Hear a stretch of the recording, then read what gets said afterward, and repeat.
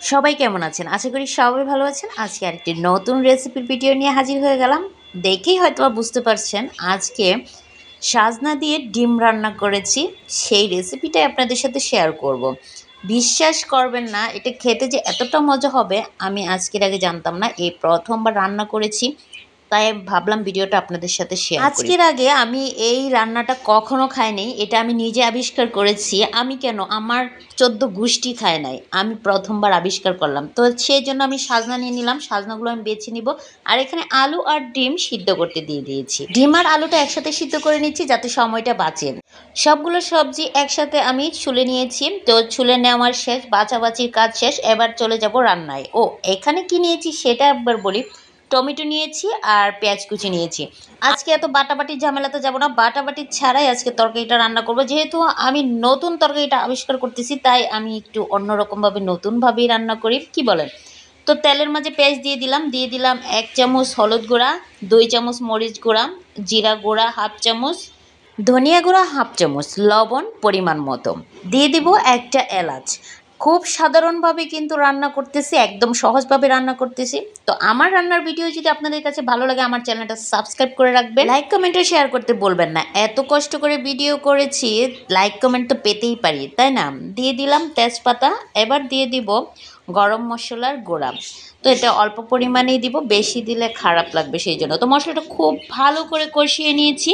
এবার দিয়ে দিচ্ছি সিদ্ধ করে রাখা আলু আর সাজনা দিয়ে, এটাও খুব ভালো করে নেড়ে চেড়ে ঢাকনা দিয়ে ঢেকে উল্টিয়ে পাল্টিয়ে নেড়ে চেড়ে খুব ভালো করে কষিয়ে নেব। আমি তরকারিটা ভালো হলে ভিডিওটা আপলোড দিব সেই ভেবেই ভিডিওটা করে রেখেছিলাম। তো আলহামদুলিল্লাহ এত মজা হয়েছে, আমি জীবনে প্রথম খেয়েছি।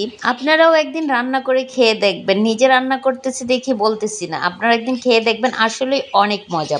তো এগুলো কষানো হয়ে গেল, তাই দিয়ে দিলাম পরিমাণ মতো পানি। এবার বলক আসা পর্যন্ত অপেক্ষা করব। বলকটা যখন চলে আসবে তখন ডিমগুলো দিয়ে দিব। এই তো এখন ডিমগুলো দিয়ে দিব। ডিমগুলো দিয়ে ঢেকে দিব, ঢেকে দিয়ে রান্না করব। আপনারা হয়তো বলতে পারেন যে ডিমগুলো কেন মাঝখান দিয়ে ফালি করে দিলাম। আসলে আমার খুব ভালো লাগে মাঝখান দিয়ে ফালি করে দিলে। ডিমটা ফালি করে দিলে ডিমের যে ফ্লেভারটা, যে স্বাদটা, সেটা তরকারিটার মধ্যে ছড়িয়ে যায়। সেই জন্যই তরকারিটা খেতে আরও বেশি স্বাদ হয়। এই যে দেখুন, ঢাকনা দিয়ে ঢেকে দিচ্ছি। তরকারি তার নিজের মতো করে হচ্ছে। হওয়ার পর দেখুন কি সুন্দর একটা কালার এসেছে।